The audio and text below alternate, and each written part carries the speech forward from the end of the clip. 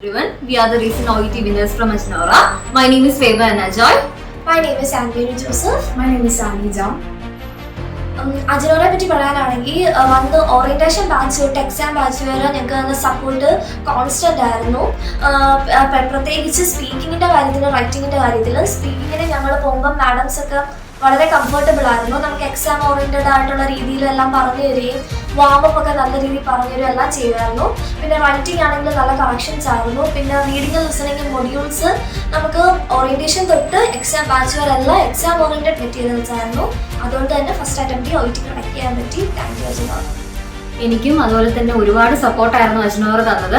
റൈറ്റിങ്ങിന്റെ ആയാലും എനിക്ക് ഏറ്റവും പാടുള്ളൊരു മൊഡ്യൂൾ എന്ന് പറയുന്ന റൈറ്റിംഗ് ആയിരുന്നു. എനിക്ക് ആദ്യത്തെ ഓറിയന്റേഷൻ പീരീഡ് തന്നെ എങ്ങനെയാണ് കറക്റ്റ് ആയിട്ടുള്ളൊരു റൂട്ട്, എങ്ങനെയാണ് കറക്റ്റ് ആയിട്ടുള്ള എഴുതേണ്ടതെന്നുള്ളത് എനിക്ക് അജ്നോറിന്റെ ഓറിയന്റേഷൻ പീരീഡിൽ തന്നെ എനിക്ക് മനസ്സിലായി.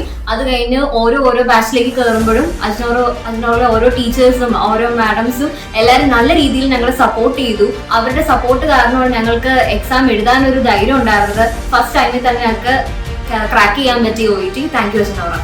ഞാനും റീസെന്റ് OET വിന്നറാണ്. ആദ്യം മുതൽ അവസാനം വരെ അജിനോർ എക്സാം ഓറിയന്റഡ് ആയിട്ടുള്ള മെറ്റീരിയൽസ് പ്രൊവൈഡ് ചെയ്യുന്നതുകൊണ്ട് എനിക്ക് ഫസ്റ്റ് അറ്റംപ്റ്റിൽ OET ക്രാക്ക് ചെയ്യാൻ പറ്റി. So thank you അജിനോർ.